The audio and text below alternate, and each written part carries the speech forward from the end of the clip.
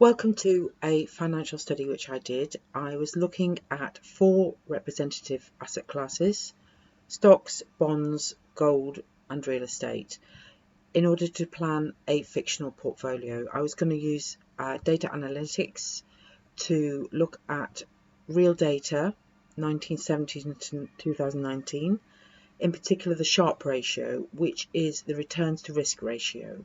So as we all know, we're trying to maximize returns and minimize risk. So having imported the relevant libraries, scraped the data, I then did exploratory data analysis. So you can see from the general overall scatter of the points that there are no major patterns going on. A little bit here, but negligibly, which means that the 4 asset classes or covariates are not majorly correlated, so nothing to be concerned about. On the diagonal are the distributions, and you can see that gold is as normally distributed here with its near bell-shaped curve as real data will probably allow ever. Real estate is a little bit negatively skewed, but again, nothing to be concerned about. So I created a simulation, and you can see a good general spread. This is the Sharpe ratio, so the darker blue are the better portfolios. So here we've got the best performing portfolios. They have returns of 7-8%, risk is below 4%.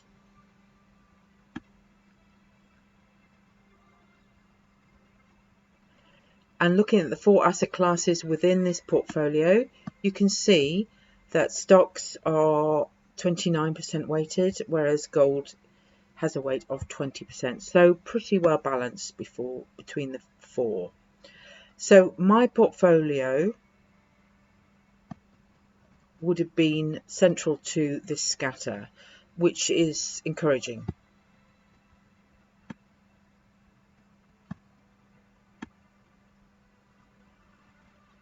So then I did some predictive analytics. In other words, I effectively jumped into a time machine and I ran some predictions from a given point in time for 5 years forward from that given point in time, and then compared my predictions with what actually historically did happen to see how my model performed.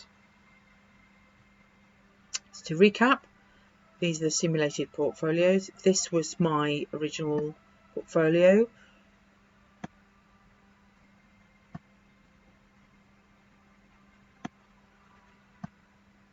Central to what I was trying to achieve. However, when I did this predictive analytics,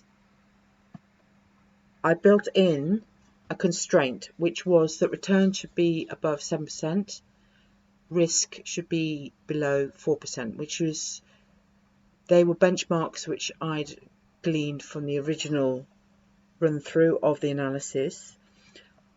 When I did this predictive analytics, it turned out that stocks had a weight of 38%, whereas gold 16%. So stocks over twice that of gold, which is a quite bull market, it has to be said. And then when I ran the portfolio simulation again, this extreme result was confirmed in the fact that my portfolio would have been an outlier. So then what I did was I reran my portfolio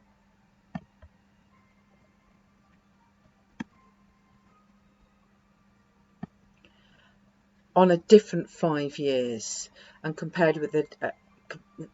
Basically went into a different point of time, ran my predictions and compared it with the historical actual facts of what happened, and I got a more balanced portfolio.